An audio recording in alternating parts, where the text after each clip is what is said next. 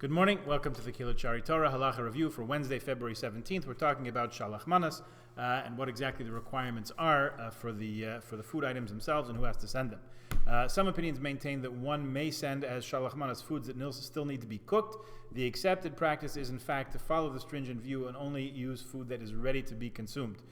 Coffee and tea may be considered to be ready to be consumed, even though they require the addition of hot water. Certainly, if you take somebody a cup of coffee, that is one of your two types of shalach manas. The question is about instant coffee or a tea bag.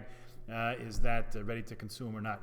Better send two types of food and a little instant coffee or tea on the side or whatever you want. Food. What about food versus other items? The mitzvah of shalach manas can be only fulfilled with foodstuffs and not with other kind of gifts like clothing, money, and the like.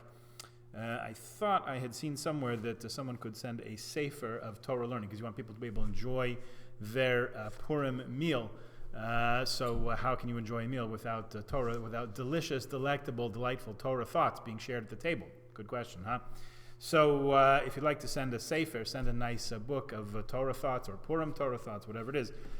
Best to be on the careful side here and send two different kinds of food and the sefer also. Okay, how much food do you have to send? It's best that each of the two types of food should be what's called a respectable amount. Not very specific about what that might be.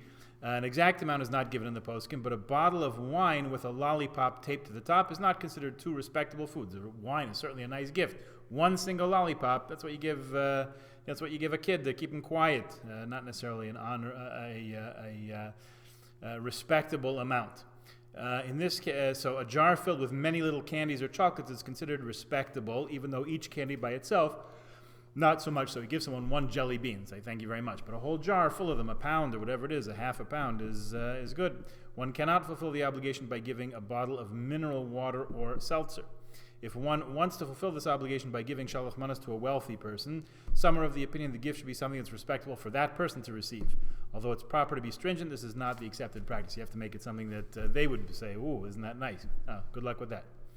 As using a messenger, we said before that the Megillah says, "Umishloach manot ish l'reyehu," sending delicacies one to another. This seems to imply that shalach manas is fulfilled specifically by sending, using a messenger, in other words.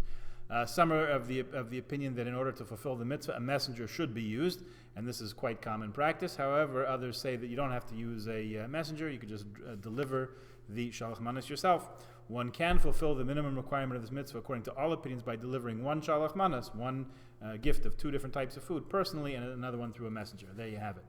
Generally accepted, the messenger need be an adult, and even a child, a non-Jew, can act as the messenger, so the mail or other package delivery service is an acceptable way to send shalach manas, just to make sure that it arrives on Purim. Sending through an organization and before Purim and all that, we will talk about tomorrow, so please join us then. Meantime, have a wonderful day.